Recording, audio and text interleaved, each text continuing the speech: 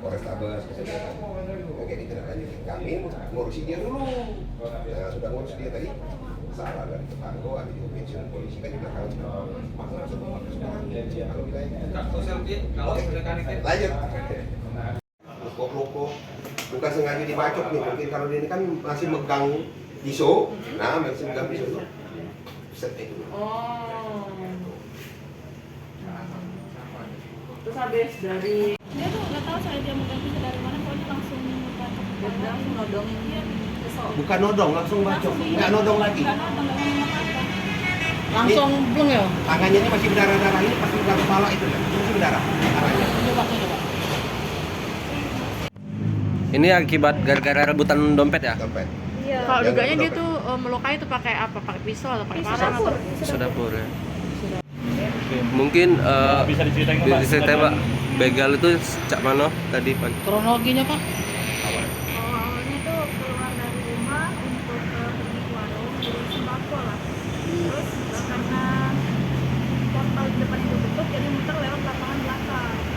Tapi putarannya tetap di depan portal depan rumah itu. Jadi jadinya di depan itu.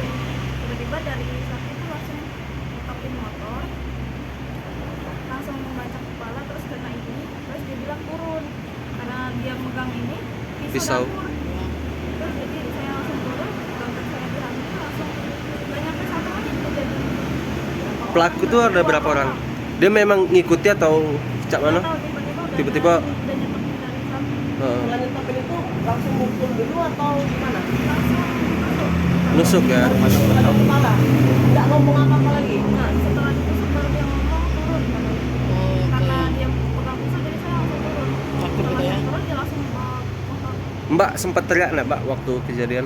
Teriak.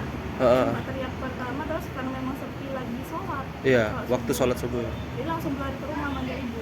Yang rusuk itu yang bawa motor atau Yang dibonceng. Yang dibonceng. Apa aja yang diambilnya Mbak? Dompet, Sama? Isi dompet? isi dompet ya STNK, SIM, ATM, kartu. Cuma Kenal nggak dompet? kira-kira sama pelaku Mbak? Dia pakai helm semua dua-duanya. Terus yang satunya dulu agak jauh di depan sekitar berapa 4 meter. Setelah dia ngomong saya turun langsung pergi. Kalau dugaannya itu kenal nggak sama pelaku? Enggak, Nggak kenal. Di mana aja lukanya Mbak? di kepala. Kepala ini jahitan, Jahit, kepala. terus Oh. di Mungkin bisa Gimana ditunjukin tunjuk, Mbak luka bacok yang luka yang di tangan? Ini. Tunggu Pak ya. Kan sebagai warga ini dia pihak kepolisian untuk cepat tanggap terhadap apa kejadian yang ada di masyarakat. Jangan sampai kan masyarakat itu beranggapan bahwasanya aparat penegak hukum itu tidak peduli dengan masyarakatnya. Itu aja harapannya. Dan ke depan ya mungkin ada perbaikan dan segala macam. Apalagi sekarang sudah zamannya melayani masyarakat.